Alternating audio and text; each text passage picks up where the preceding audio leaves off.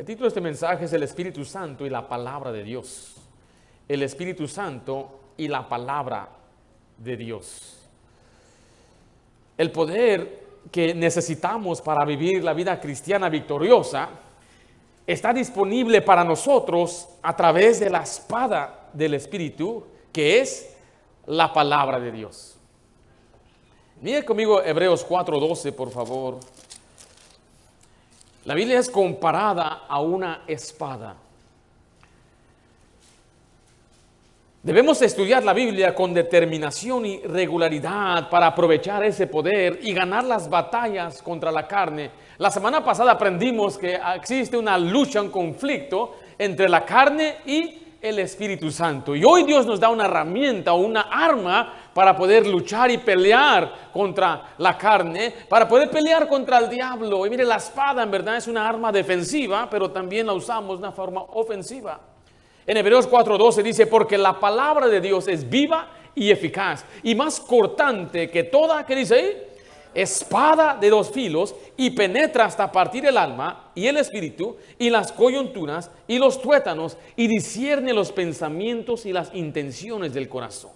Y la palabra o la frase la espada del espíritu se menciona solamente una vez en Efesios 6:17.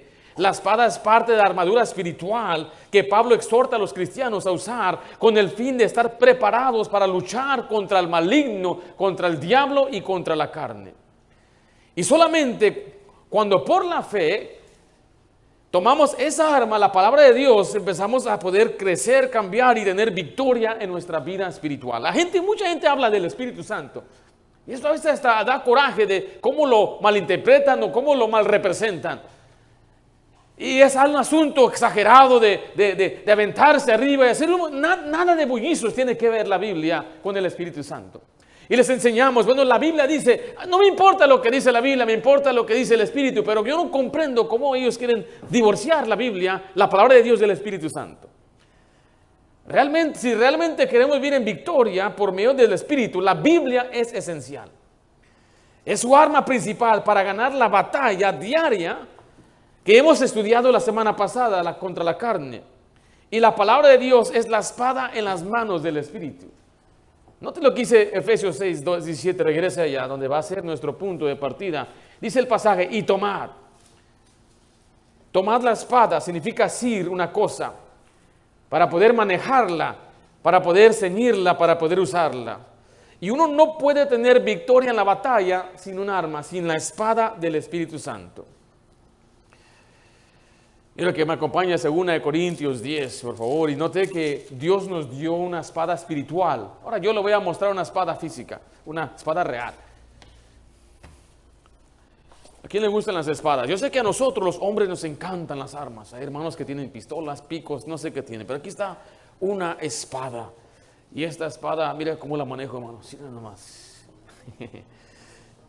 Esta espada es de dos filos porque tiene filo de este lado y filo de este lado y penetra. Por eso tiene esta, así se, como que, hermano. Pero miren, qué tremenda arma. La espada promedia en la Biblia, o la espada común, pesaba unas 2 libras. Y la espada que se refiere en la Biblia, quizás la espada que dominó el mundo es la espada romana, es una espada más corta. Pero miren, nosotros no luchamos, no peleamos con armas terrenales. Es más, dijo claramente, no es con espada ni con ejército, más con su espíritu. Entonces esto es algo simbólico. El Señor va a tomar una espada para mostrarnos la importancia de una defensa, un ataque. Estamos en guerra, mi hermano. Y parece que muchos cristianos están perdiendo la batalla de su pureza. Están perdiendo la batalla de su ánimo, están perdiendo la batalla en su servicio a Dios, en la carne, porque no han tomado su espada.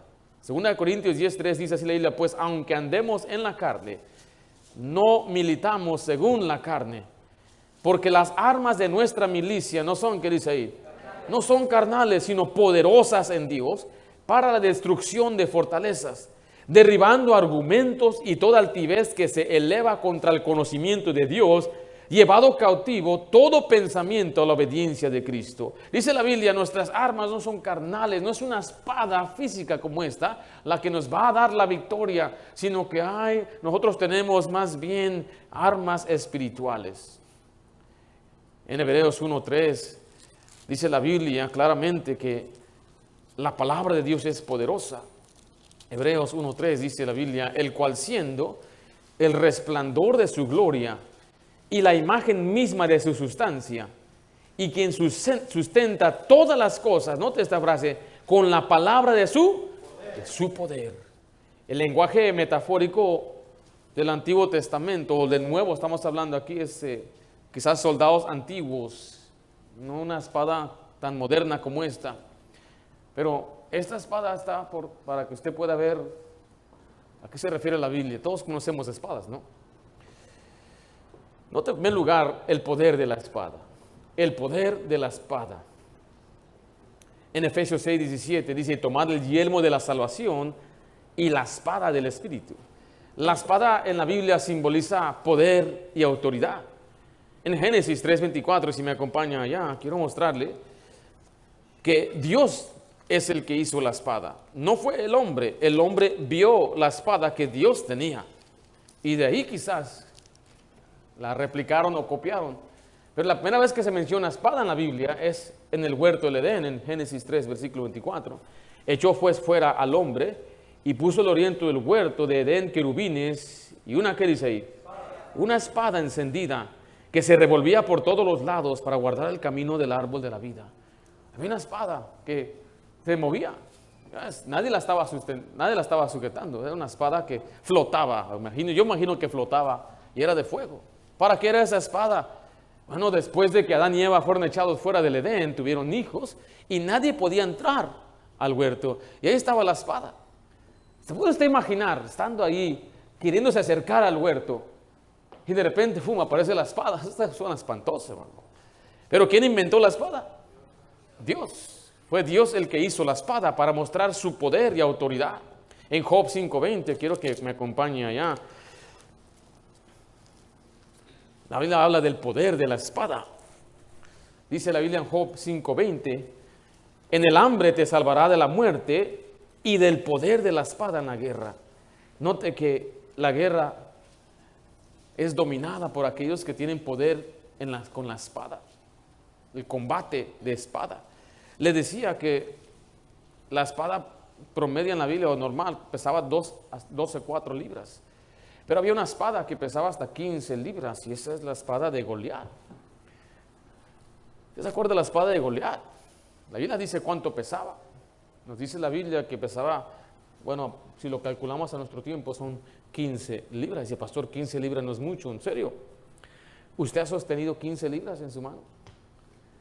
Por media hora y estar peleando los que hemos trabajado en construcción, algo que ni es pesado, con un martillo, se empieza a cansar, anda haciendo lo mismo, hasta con la brocha se cansan algunos pintores.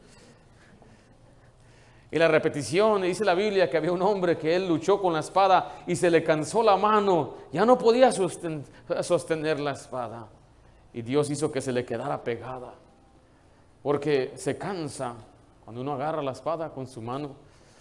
Pero quiero mostrar en Apocalipsis 1:16 la espada más poderosa que jamás el mundo va a ver. Apocalipsis 1:16 dice la Biblia, tenía en su diestra 7 estrellas, de su boca salía, ¿qué cosa? Una espada aguda de 2 filos. ¿Qué va a pasar? ¿Qué va a suceder con esa espada? ¿Alguien se acuerda? En una última batalla en el monte de Armagedón se va a reunir el diablo con todos aquellos que se oponen a Jesucristo para pelear contra el Mesías. Jesucristo tomará sus vestidos, los va a bañar en sangre de los mártires, se va a vestir con ese vestidos teñidos en sangre, se va a montar sobre su caballo y todos los santos con él estaremos descendiendo hacia Jerusalén. Y ahí va a estar el mundo reunido para atacar, para pelear. En estos tiempos yo me puedo imaginar lanzando misiles y lanzando un montón, tratando de atacar al Señor Jesucristo. Pero Él va a abrir su boca y va a salir una espada aguda que va a matar a todos en un instante. Va a haber tanta sangre, dice la Biblia, que llegará hasta el freno del caballo. La espada más poderosa, la espada de la que sale de la boca de Jesucristo. La espada es una arma de ataque. Y vaya conmigo a 2 de Samuel para ver aquel varón que le mencioné de la espada. 2 de Samuel 23, versículo 9 al 10.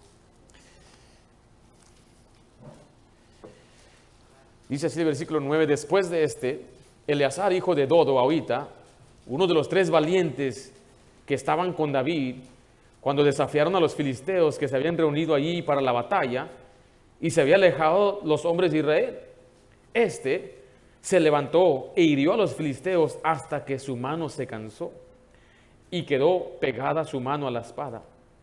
Aquel día Jehová dio una gran victoria, y se volvió el pueblo en pos de él, tan solo para recoger el botín. Yo le recomiendo que lea el libro de Samuel, primero y segundo libro de Samuel. Esta sección habla de un grupo de hombres que eran los valientes de David, hombres valientes en todo el sentido de la palabra. Enfrentaron gigantes, enfrentaban leones. Había un hombre que vio un foso con un león y se metió a pelear con él en la nieve. Esos hombres, yo digo, están locos, eran valientes. Y ahí vienen los enemigos, él solito. ¿Puede imaginar? No sé, qué tremenda Biblia, ¿no? Yo me emociono. Sí, así, esperándoles. Aquí estoy, mira, aquí estoy. Y viene, mira, y empieza a mochar y todo. Ten cuidado, mano. Pero ya estaba cansado. ¿Cuántos llevas? ¿Cuántos mató? No dice, ¿verdad? ¿Cuántos? ¿Sí? ¿700? ¿300? ¿Cuál versión tiene usted? No. Yo a veces veo a mi esposa cortar un pollo, cómo batalla uno en cortar el pollo, la carne humana. Este hombre se cansó, mira, se le quedó pegada. Ya cuando terminó, ya suéltala, no puedo. Está pegada. Se fue a dormir. Jueces 7:20. Quiero que vaya porque mire, requiere práctica. Yo sé que aquí, yo pienso, no sé, no puedo decir con toda certeza que nadie aquí sabe manejar espada, ¿sí? ¿No? No digo nada más aventar así un machetazo, ¿no? Estoy hablando de manejarla bien y saber cómo defenderse. Así como yo, por ejemplo. Jueces 7:20 dice: y los 13 escuadrones tocaron las trompetas, y quebrando los cántaros, tomaron en la mano izquierda las teas, y en la derecha las trompetas, con que tocaron y gritaban por la espada de Jehová y Gedeón. Gedeón, junto con 300 hombres, conquistaron a un ejército de los madianitas, 500,000 de ellos. La mayoría de ellos se mataron, pero ellos los persiguieron. Vaya a Jueces 8, versículo 20, hasta que finalmente alcanzaron a los reyes de los madianitas. Y Gedeón le habla a su hijo, dice: y dijo a Jeter, su primogénito: levántate y mátalos. Pero el joven no desvainó su espada, porque tenía, ¿qué dice ahí? Tenía temor, pues era un muchacho. Le tenía miedo, no quería. Es como usted le dice a su hijo: ándale, hazlo tú. No sé cómo. El versículo 21 dice: entonces dijeron Seba y Salmuna: levántate tú y mátanos, porque como es el varón, tal es su valentía. Y Gedeón se levantó y mató a Seba y a Salmuna, y tomó los adornos de las lunetas de sus camellos que traían en el cuello. Entonces vemos que no cualquiera podía usar la espada, no cualquiera sabía usar la espada. Ya voy a hacer un lado la espada terrenal y vamos a hablar de la espada espiritual. Entonces este es el arma, el instrumento que el Señor nos está mostrando, de 2 filos, para penetrar y cortar, no solamente cuando entra, pero también cuando sale. En primer lugar, vimos el poder de la espada. En segundo lugar, vamos a ver el dador de la espada, y acompáñenme a Efesios 6:17, por favor. Dice la Biblia: y tomad el yelmo de la salvación y la espada, ¿de quién dice ahí? Del Espíritu. ¿Es la espada de quién? Del Espíritu. La Biblia habla de la armadura de Dios, es de Dios. No es nuestra armadura ni tampoco es nuestra espada, es de Dios. En Juan 6:63, la Biblia nos enseña claramente que es el Espíritu que nos da la palabra. En Juan 6:63 la Biblia dice de esta manera: el Espíritu es el que da vida, la carne para nada aprovecha. Las palabras que yo os he hablado son ¿qué cosa? Son espíritu y son vida. La palabra de Dios es el Espíritu. El Espíritu Santo es el autor de la Biblia y la palabra de Dios fue inspirada por el Espíritu Santo. La palabra inspirado o inspiración significa por soplo, como el aliento, como que si Dios mismo dijo las palabras. En 2 de Timoteo 3:16 nos dice así. En Proverbios hoy aprendimos que de la boca de Jehová sale la sabiduría. Cuando Dios habla, lo da por inspiración. Y es el Espíritu Santo quien inspiró a los hombres para tener la Biblia. Toda la escritura es inspirada por Dios y útil para enseñar, para redarguir, para corregir, para instruir en justicia. Y en 2 de Pedro 1:21 nos deja saber una vez más que la profecía no fue traída por voluntad humana. O sea, no fue idea del hombre, no nació en el corazón del hombre, sino fue por la voluntad de Dios. 2 de Pedro 1:21 dice: porque nunca la profecía fue traída por voluntad humana, sino que los santos hombres de Dios hablaron siendo, ¿qué cosa dice ahí?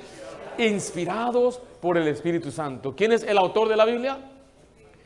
El Espíritu Santo. Usted debe reconocer eso. Sepa que el Espíritu Santo es quien tomó a esos 40 hombres, los llenó de su espíritu y ellos de una forma confluente escribieron la Biblia. Cada uno tenía sus características, sus limitaciones humanas. Por eso usted ve a Lucas escribiendo unos tratados bien largos y capítulos muy largos, y después ve a un hombre con poca capacidad llamado Pedro escribiendo unas epístolas bastante cortas. Entonces Dios usaba al hombre y usaba también su personalidad para poder él registrar y plasmar la Biblia, que usted hoy la tenemos. 66 libros, dicen algunos, pero ¿qué tal aquellos otros 8?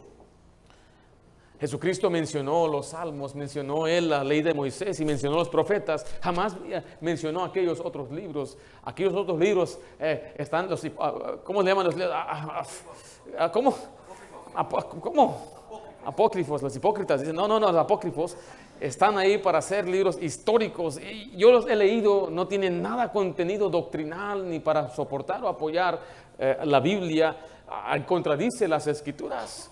Había un grupo de hombres macabeos que después de una batalla empezaron a revisar a los soldados de su propio ejército que habían fallecido y notaron que tenían dioses. Entonces un hombre llamado Macabeo dijo: vayan al templo y hagan sacrificio por ellos. Y de ahí sale una doctrina que uno puede entonces hacer algo para que ellos salgan del infierno. Y de ahí, con esa historia, ya nace una doctrina entera del purgatorio. No tiene nada que ver con las Escrituras. Jesucristo nunca lo mencionó. Contradice Hebreos, que dice que está establecido que el hombre muera una sola vez y después de esto el juicio. Cuando dice la Biblia que el rico fue al infierno, dice no puede salir, no puede pasar de allá ni de allá para acá, es un fuego eterno. Es por eso que esos libros para nosotros no tienen ninguna validez ni una sustancia doctrinal. Aquí están los 66 libros, fueron inspirados por Dios. La bendición de esto es que la palabra de Dios se explica sola. 1 Corintios capítulo 2 versículo 9 nos deja saber que el Espíritu Santo nos enseña la Biblia. Hay herramientas que yo le puedo recomendar para estudiar la Biblia, empezando con un diccionario en español para que pueda usted comprender el significado de las palabras. A mí me gusta estudiar palabras, me gusta saber qué significa la raíz, su etimología, me da un mejor entendimiento del significado de la palabra de Dios. Quizás algo que le pueda explicar el fondo de algunas costumbres, algunos usos, quiénes son los fariseos, quiénes son los saduceos. Esas son herramientas que le pueden ayudar para poder conocer la Biblia. Pero de ahí en adelante, el creyente debe aprender a depender de que el Espíritu Santo le enseñe las Escrituras. 1 Corintios 2:9 dice de esta manera: antes bien, como está escrito, cosas que ojo no vio, ni oído oyó, ni han subido en corazón del hombre, son las que Dios ha preparado para los que le aman. Pero Dios nos las reveló a nosotros por, ¿qué dice ahí? El Espíritu. Porque el Espíritu todo lo escudriña aún lo profundo de Dios. Porque ¿quién de los hombres sabe las cosas del hombre, sino el Espíritu del hombre que está en él? Así tampoco nadie conoció las cosas de Dios, sino el Espíritu de Dios. Y nosotros no hemos recibido el Espíritu del mundo, sino el Espíritu que proviene de Dios, para que sepamos lo que Dios nos ha concedido. Lo cual también hablamos, miren, no con palabras enseñadas por sabiduría humana, sino con las que enseña el Espíritu. Note esta frase, acomodando, ¿qué cosa? Lo espiritual a lo espiritual. Si las palabras de Dios son espíritu, entonces comparando lo espiritual con lo espiritual, es decir, interpretando las Escrituras a la luz de las Escrituras, lo que dice el Antiguo Testamento, comparándolas con lo que el Evangelio de Jesús dice, y ilustrando los misterios del Evangelio, comparándolos a los tipos en el Antiguo Testamento. Entonces, para que usted comprenda la Biblia, es necesario conocer toda la Biblia. ¿Qué significa pecado? ¿Cómo sabe usted? La Biblia misma se explica, da un significado. ¿Qué significa Cristo?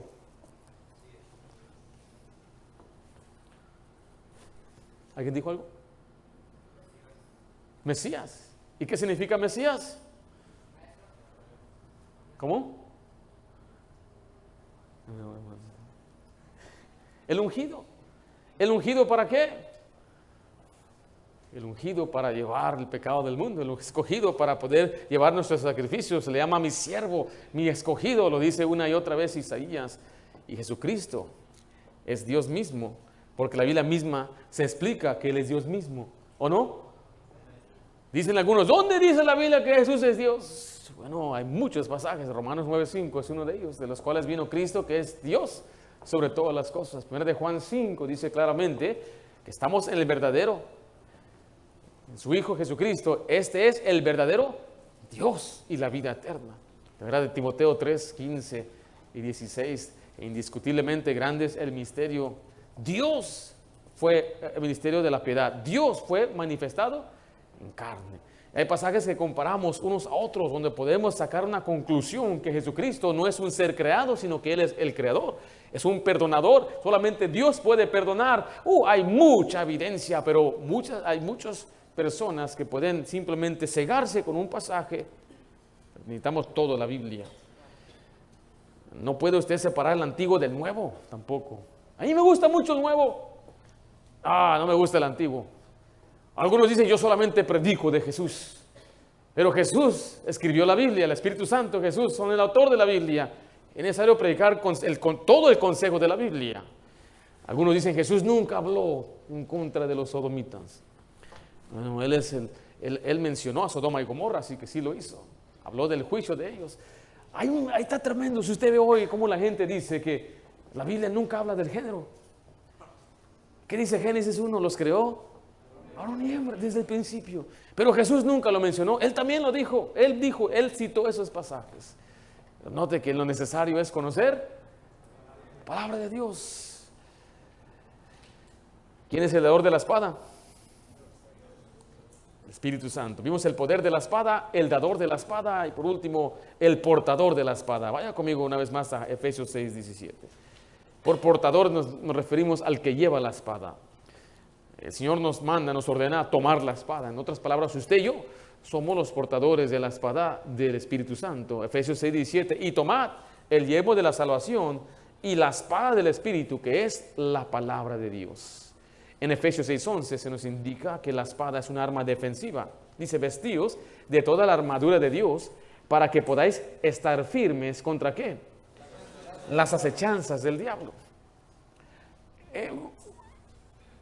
La voy a usar otra vez. ¿Okay? Yo dije que ya no, pero la voy a volver a usar. Se me están durmiendo algunos. ¿Okay? Venga usted, hermano, usted va a venir a atacarme con este palo. ¿Quién va a ganar, el palo o la espada? Si él viene a atacarme, así como que me va a pegar en la cabeza. Yo, mira, ¿viste, hermano, cómo me defendí? Yo no lo quiero atacar, pero me es necesario tener que defenderme. Viene tras mí, hacia mí. Mira, pastor, ¿cómo sabe usted? Yo soy gladiador, hermanos. Entonces vemos que es una espada de defensa. Pero ¿cómo me voy a defender? Si la espada es la palabra de Dios, entonces uno se defiende con la palabra de Dios, conociendo la Biblia. En Mateo capítulo 4 usted puede ver al Señor Jesucristo defendiéndose contra los ataques del diablo, contra la tentación y en nuestro caso contra las acechanzas del diablo. Acechanzas son con las mentiras. Satanás, mire, la principal arma de Satanás es la mentira en su mente. Empezó desde el Edén cuestionando la Biblia con que Dios ha dicho y torció lo que Cristo dijo, y es lo que hace el diablo. Y aquí lo vuelve a hacer en Mateo 4:11. Entonces Jesús fue llevado, note, por el Espíritu Santo mismo, dice, al desierto para ser tentado por el diablo. Y después de haber ayunado 40 días y 40 noches, tuvo hambre. Y vino el tentador y le dijo, si eres hijo de Dios, di que estas piedras se conviertan en pan. Aquí es como Jesús se defiende. Él respondió y dijo, ¿qué es la palabra ahí? Escrito está. En el versículo 7, Jesús se defiende una vez más y Él les dijo, escrito está. En el versículo 10 dice, entonces Jesús le dijo, vete, Satanás, ¿por qué? Escrito está. Entonces, ¿cuál es la defensa de Cristo? Escrito está. Así dice la Biblia. Pero ¿cómo se va a defender usted si ni conoce la Biblia? ¿Cómo nos vamos a defender nosotros si no conocemos las Escrituras? ¿Él se defendió con cuántos versos? 3. Él citó 3 versículos en el libro de Deuteronomio. Nada más 3. ¿Y qué hizo el diablo? Se apartó por un tiempo. ¿Usted cree que se puede defender con 66 libros? Con 31.102 versículos. En Santiago 4:7, y someteos pues a Dios, resistir al diablo. ¿Y qué hace el diablo? Y huirá de vosotros. En 1 de Pedro, vaya allá por favor, capítulo 5.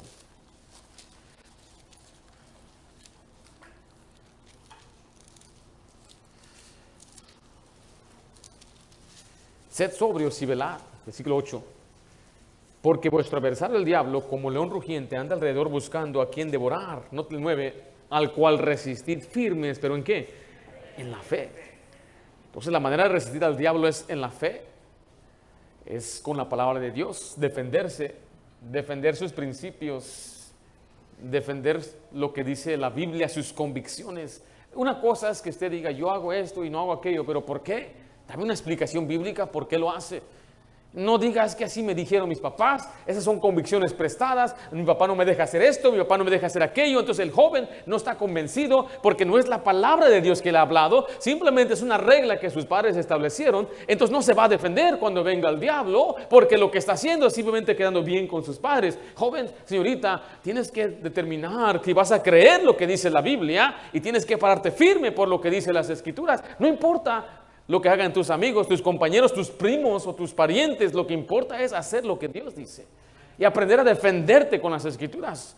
Cuando una persona le haga a usted una pregunta, ¿y por qué vas a la iglesia? Usted debe dar una respuesta bíblica, porque la Biblia nos ordena congregarnos para ser edificados y fortalecernos, para estar debajo de un maestro y pastor que nos va a edificar para hacer la obra del ministerio. Y es un mandato de Dios, congregarnos para estimularnos unos a otros a las buenas obras, para animarnos unos a otros, para edificarnos unos a otros, para amarnos unos a otros. Note que ahí mencioné cuántos pasajes. Yo estoy seguro que la iglesia es vigente en estos tiempos. Hay gente que dice la iglesia ya no es vigente. Y a veces por un problema que hay aquí o allá, botan todo el niño con el agua por un problemita. Pero ¿quién estableció la iglesia? ¿El hombre o Dios? Jesucristo mismo dijo, sobre esta roca edificaré, dice, mi iglesia. Es mi iglesia, no es la iglesia de un hombre, no es la iglesia de una denominación, no es la iglesia de un pastor, es la iglesia de Cristo. Pero viene el diablo a mentir, viene el diablo a querer engañar. Viene el diablo a decirle a usted, ¿usted cree que usted es salvo porque usted nada más creyó en Jesucristo? Y ahí viene el diablo poniendo dudas, pero la persona que tiene dudas es la persona que no conoce las promesas de salvación que Dios le ha dado. Porque yo cuando era niño me dijeron, recibe a Cristo y eres salvo, y eso era todo. Y cuando salí a evangelizar me decían, Señor, ¿tú crees que tú eres salvo, hijo? Yo tenía como 13 años y yo con mi Biblia solamente sabía 3 versículos. Y él me decía, ve a Santiago, la fe sin obras es muerta. Órale, esa no me la sabía. ¿Qué le digo? ¿Cómo me defiendo aquí? ¿Qué nos dice ahí en Mateo 24? El que perseverara hasta el final a salvo. Si está ahí lo miré.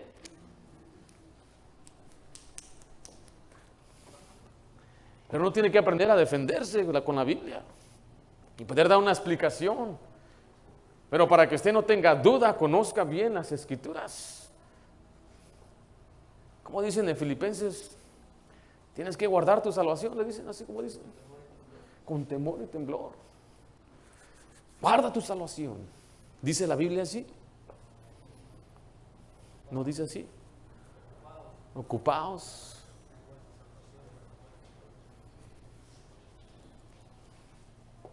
El diablo, cuando él citó el pasaje, lo citó mal. Y eso es exactamente lo que el diablo hace. Él empieza a tomar pasajes y torcerlos. Un ejemplo es el bautismo. El bautismo aparece muchas veces en las Escrituras. Y a veces la gente piensa que todo el bautismo en la Biblia se refiere al bautismo en agua. Pero no siempre es así.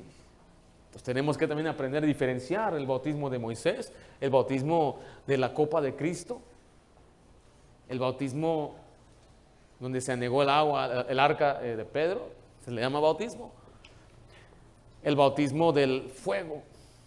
Me decía el muchacho, yo ya fui bautizado en fuego. ¿Cómo? Dice yo, un fuego así, me vino un fuego sobre mí. Y dije, ¿de qué hablas? ¿En dónde viste eso? No, es que dice la Biblia, Juan el Bautista dice, Él os bautizará con el Espíritu y con fuego. Dije, hermanito, ese fuego es el infierno. Lo que hace falta es conocer las Escrituras, conocer cómo el Señor lo explica, lo interpreta. Y la gente, pero ¿qué tal si esto? ¿Qué tal si aquello? Y le dice, pero ya fuimos justificados por la sangre de Cristo, por la fe, somos declarados justos. Pero ¿qué tal este pasaje? Y está bien, me gusta ver los pasajes, pero no podemos ignorar uno, sino que tenemos que tomar este pasaje y sacar una interpretación y conclusión, sin ignorar uno, ni otro, ni aquel. Y le voy a ser sincero, antes me daba miedo. ¿Qué tal si estoy mal? ¿Qué tal si hemos estado mal? Pero la verdad nunca tiene miedo responder. Y la verdad de Dios es que si usted conoce la Biblia, el diablo nunca podrá desanimarle ni confundirle.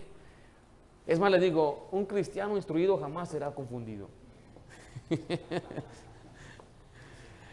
Usted debe conocer las Escrituras para no ser engañado. Esta es también una espada penetrante. Vaya a Hebreos 4, por favor.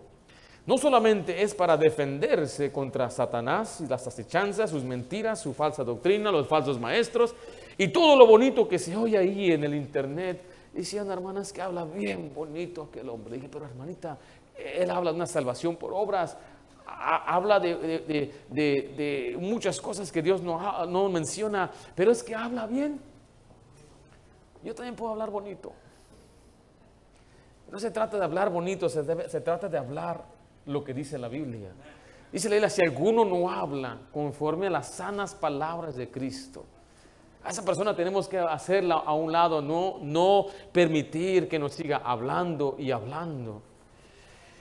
En Hebreos 4:12 vemos otro aspecto, es que no solamente nos da conocimiento para protegernos y mantenernos firmes, pero también nos cambia.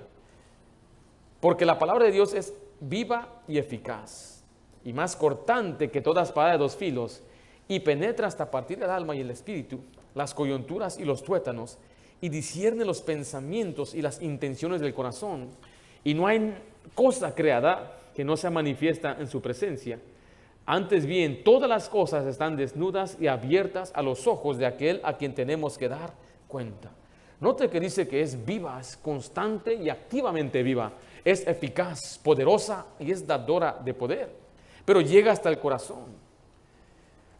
¿Qué significa esto? Significa, nos da la idea, el penetrar que hasta el corazón, el centro mismo de la acción, y deja expuestos nuestros motivos, nuestros sentimientos a Dios. Y usted y yo podemos fingir y podemos hasta engañarnos a nosotros mismos. Una y otra vez nos dice la Biblia, no erréis, no te engañes tú solo. No te creas que estás bien, no creas que vas bien. Y cuando usted lee la Biblia, en otro pasaje se compara las Escrituras como verse en un espejo. ¿Para qué nos miramos en el espejo? Para ver qué bonito soy. ¿Quién aquí hoy no se miró en el espejo? Yo creo todos aquí nos miramos en el espejo, ¿no es así? Hasta en el carro las hermanas vinieron al trabajo, se bajaron, a la iglesia se bajaron ahí. Algunos cargan su espejito ahí. Espejito, espejito, ¿quién es la más bonita de toda la iglesia? Pero ¿qué hace el espejo? El espejo simplemente refleja lo que realmente soy. Por eso a la gente le gustan los filtros el día de hoy en sus teléfonos. Quita verrugas, hace la piel que no esté tan arrugada.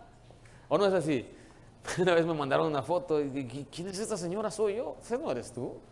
Una tía mía me mandó una foto y dije, tía, a usted le dicen la prieta. ¿Por qué me mandó una güera? Es el apodo de mi tía. Y luego, porque nos gusta mirarnos bien y hay aplicaciones que son muy así, le arreglan su nariz, le arreglan sus labios y todo, y ahí está. Así soy yo. Y hay gente que después acusa y son decepcionados porque yo he leído, no apruebo esto, no estoy diciendo que lo apruebo, pero hacen citas por teléfono y ven la foto, wow, que está guapa, y cuando la ven es otra señora.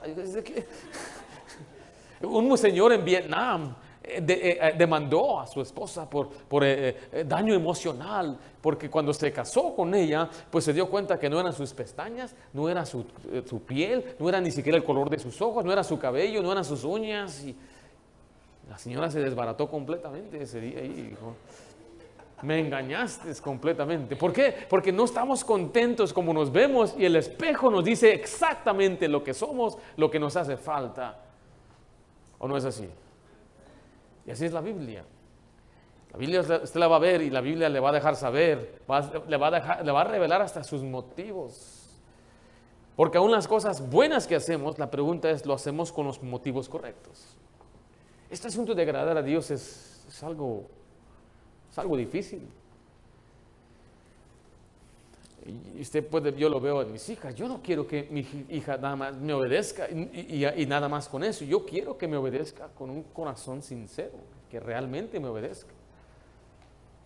La Biblia claramente dice, caras vemos, bueno, no la Biblia, perdón, no.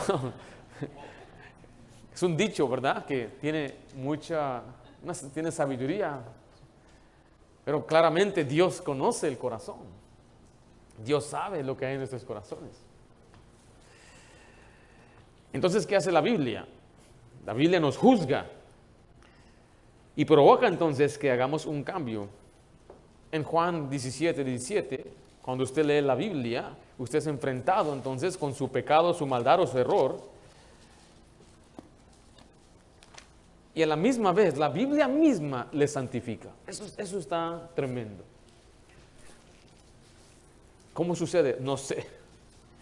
Dios dice que es como la lluvia que desciende y germina y da su fruto. Yo no sé. Solo tiene que leerla. Lo que sí sé es que yo cambié. Yo empecé a leer la Biblia de una manera seria cuando tenía 18 años. Mi papá me hacía leer la Biblia y me sentaba y leía los capítulos que él me pedía. Pero una vez en la enseñanza en la iglesia, el Señor tocó mi corazón, el Señor me redarguyó y yo tuve que aprender a caminar con Dios. Entonces ahora seriamente, no fue papá, fue el Señor hablándome a través del predicador. Ya llego a mi casa y empiezo a leer mi Biblia. Y me acuerdo, empecé en el libro de Daniel. Después de Daniel empecé por el Nuevo Testamento. Me devoré la Biblia porque aunque fui a la iglesia desde la edad de 8 años, 7 años, 10 años en la iglesia, nunca me deleité en la Biblia hasta que tuve 18 años.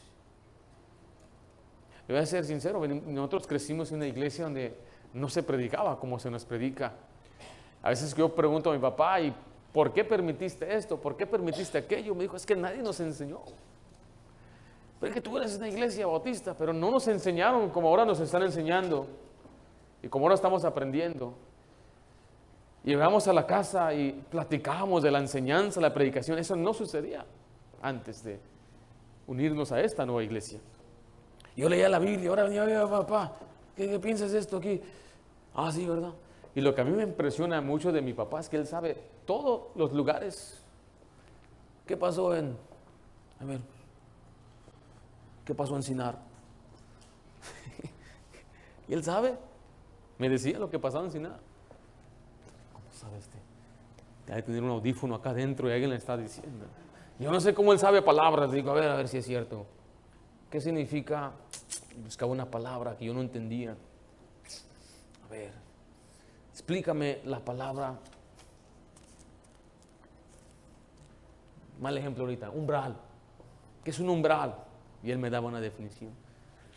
Y como él era campesino, él conocía mucho del campo, y como él pastoreaba chivas, me hablaba de cómo pastoreaba la Biblia. Tenía muchas ideas porque él también lo vivió. Pero me acuerdo deleitarme y gozarme en la Biblia. Cuando lo leía decía, yo estoy mal aquí. No. Pero mire Juan 17:17, santifícalos en tu verdad. Tu palabra es. No solamente la Biblia, entonces le revela lo que está haciendo mal, pero le ayuda a arreglarse. Es como un milagro. En Salmo 119, 107 dice, afligido estoy en gran manera, vivifícame, oh Jehová, conforme a tu palabra. Dios, el Espíritu da vida, su palabra nos da vida, nos da deseo, anhelo por las cosas espirituales. Ahora la pregunta es esta, si usted no tiene deseo de leer la Biblia y usted la lee, ¿de todos modos Dios la puede usar? Eso es lo maravilloso de las Escrituras. Y aunque le sienten ahí, póngase a leer. Aunque esté sentado y le pongan en la audiobiblia, se lo está escuchando. Porque eso fue lo que me pasó a mí. Me sentaron en la iglesia, me predicaron. Yo me hacía como que no estaba escuchando, pero estaba. Mi pastor de jóvenes lo forzaron a algún campamento de jóvenes.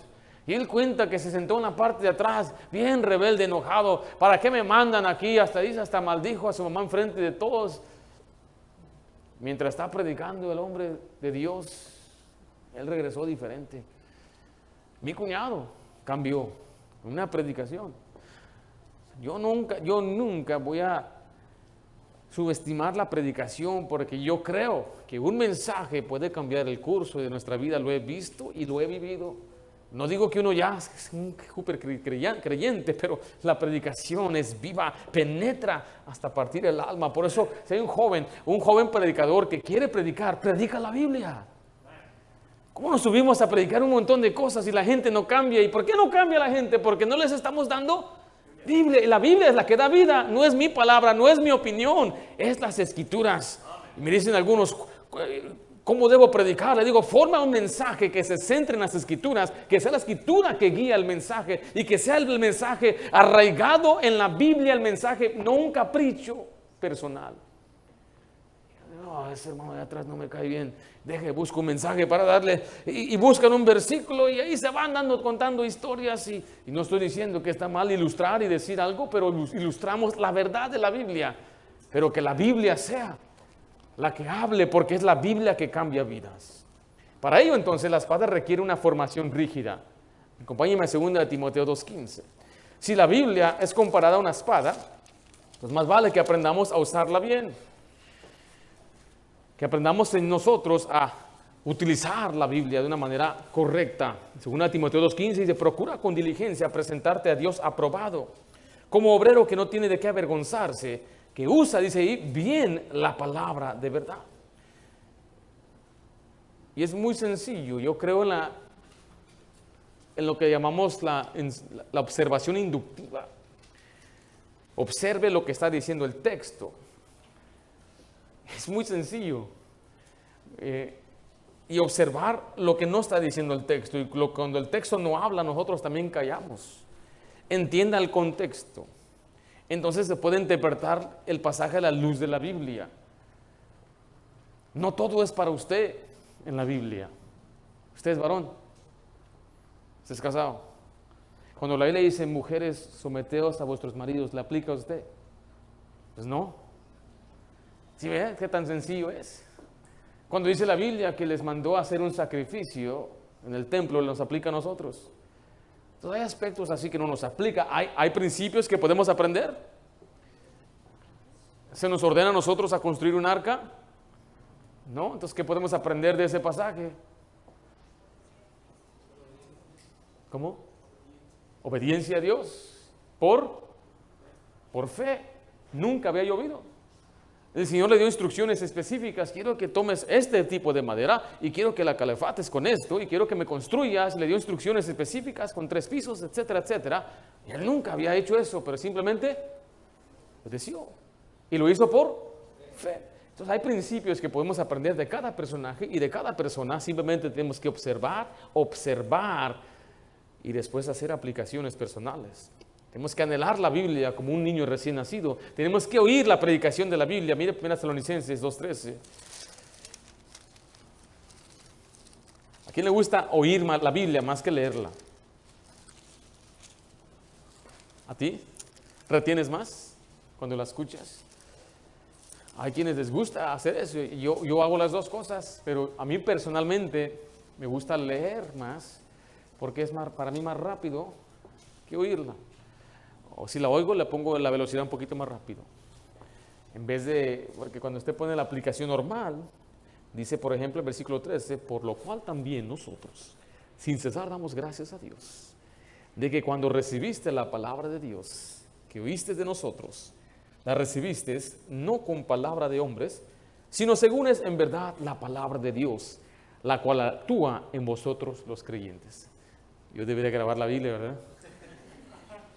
A mí me gusta leerlo un poquito más rápido, con comprensión, con entendimiento. Pero este pasaje dice claramente que uno oye la palabra y la recibe no como palabra de hombre, sino de Dios. Y esta palabra dice que actúa en nosotros. Leerla, oírla, escuchar predicación. En Apocalipsis 1:3 dice, bienaventurado el que lee. En Hechos 17:11 vemos unos hombres escudriñando la Biblia. En Salmo 1:12 nos manda meditar en la palabra de Dios. En Salmo 119:11 y 12 de guardar la palabra de Dios en nuestros corazones, o sea, memorizarla, pero también obedecerla. Así es como aprenderemos a manejar la Biblia, a usarla bien. Estaba hablando con un hermano de nuestra iglesia, aquí está. Me hizo una pregunta, ¿por qué es que algunos creyentes se desaniman? ¿Por qué es que unos creyentes pierden su fervor? ¿Por qué es que unos creyentes llegan a un estado muy apático? Y él me preguntó, ¿me va a pasar eso a mí? Le dije, hermano, si usted deja de leer la Biblia, sí. ¿Y qué más le puedo decir? Y le dije, hermano, por eso es que constantemente yo en la iglesia vuelvo a predicar las bases de leer la Biblia, de estudiarla, de escudriñarla. Excusa no tenemos. De que alguien nos motive, que nos recuerde, nos dé herramientas, nos dé guías de lectura, nos motive y en el discipulado les enseñamos de dónde viene y cómo se usa y cómo se lee y cómo se estudia. No tenemos excusa para decir, yo ando mal. No tenemos excusa para decir, no tengo yo poder espiritual. No tiene usted excusa porque aquí se le está animando que memorice la Biblia también. Yo no sé si usted alguna vez ha memorizado capítulos, salmos enteros, versículos de la Biblia. Estamos en un campamento de jóvenes y la mayoría de los jóvenes no se memorizaban los versículos. Y es una práctica, una disciplina que debemos hacer en nuestra vida, no solamente para los niños y en su clase, es para nosotros los adultos memorizar las Escrituras. Este año su servidor, cumple 20 años de servir al Señor sin habernos detenido. Ser fiel en un ministerio y servir a Dios, constantemente evangelizar, siendo soltero, después casado y después con hijos. Y la pregunta es, pastor, ¿cómo es que han logrado 20 años? Yo escuchaba de niño, decían, un cristiano verdadero se mide en décadas. Y la solución, la clave es muy sencilla. Es tomar la espada del Espíritu. Es ser portador de la Biblia, leerla, conocerla para defenderse. Viene el desánimo, ahí está la Biblia. Viene el diablo para desanimarle, ahí está la Biblia. Viene el diablo para confundirle, ahí está la Biblia. Toma tu espada, que es la única forma de tener victoria en la vida cristiana. ¿Cómo está su lectura bíblica? ¿Cómo va usted con la Biblia? ¿Se deleita usted en las Escrituras? ¿Quiere permanecer fiel? Imagínense que usted diga, yo determino ser un portador de la espada del Espíritu. ¿Cómo sería entonces su evangelismo? ¿Cómo sería entonces su instrucción a sus hijos? ¿Cómo sería su hogar? ¿Cómo sería nuestra iglesia? Una iglesia fuerte, que lucha contra el diablo, que solitos cada quien lee la Biblia y el Señor empieza a obrar en sus corazones. Y siempre que el pastor predique, amén, pastor, el Señor ya me lo enseñó. El Señor ya me lo enseñó. Y no se ofende porque el Señor fue el que le enseñó y el Señor fue el que lo cambió. Y usted viene, escucha y usted se alegra. Dígale a los demás, porque yo ya lo estoy haciendo. Imagínense ese día. Le pregunto a algunas personas cuando escuchan un predicador fuerte y duro, ¿qué te pareció? Me encantó. Pero le pregunta al que anda mal, no le gusta. Exactamente, porque eso es lo que hace la Biblia. Mi hermano me dijo, ¿qué te pasó? ¿Qué me pasó de qué? Eres diferente. No sé, la Biblia me cambió. Ya no quería escuchar cierto tipo de música que a mi carne le gustaba. Ya no quería ver ciertos programas en la televisión que antes mi carne le gustaba. No podía yo sentarme a escuchar groserías, ¿no? Y esto viene con el cambio que Dios hace. No es un hombre, es Dios. Y cuando Dios lo hace, mira, nadie te mueve de ahí. Es importante, hermanito, hermana, que leamos las Escrituras diariamente. Es la espada del Espíritu. Vimos el poder de la espada, el dador de la espada y el portador de la espada. El Espíritu Santo y la palabra de Dios. ¿Quiere victoria en su vida? Necesitamos el poder del Espíritu y la palabra de Dios. Padre Santo, damos gracias por tu palabra. Una vez más, Señor, nos recuerdas la importancia de escudriñar las Escrituras, de leerlas. Y Señor, pedimos que tu Espíritu Santo, con tu palabra, penetre en nuestros corazones, y discierna, Señor, en verdad nuestros pensamientos. Examina nuestros corazones, Señor. Podemos mentir y podemos excusarnos. No tengo tiempo para leer la Biblia. Estoy muy ocupado para leer la Biblia. Muchas excusas podemos poner, pero Señor, te pido, Señor, que nos ayudes a no engañarnos a nosotros mismos y que veamos la importancia y la necesidad, una vez más, de leer tu palabra. Que tu palabra nos cambie. Necesitamos cambiar. Necesitamos mejorar nuestras vidas, renovarnos, Señor. Y solo con tu palabra podemos defendernos, cambiar y mantenernos firmes por muchos años más. Te lo pido en nombre de Jesús.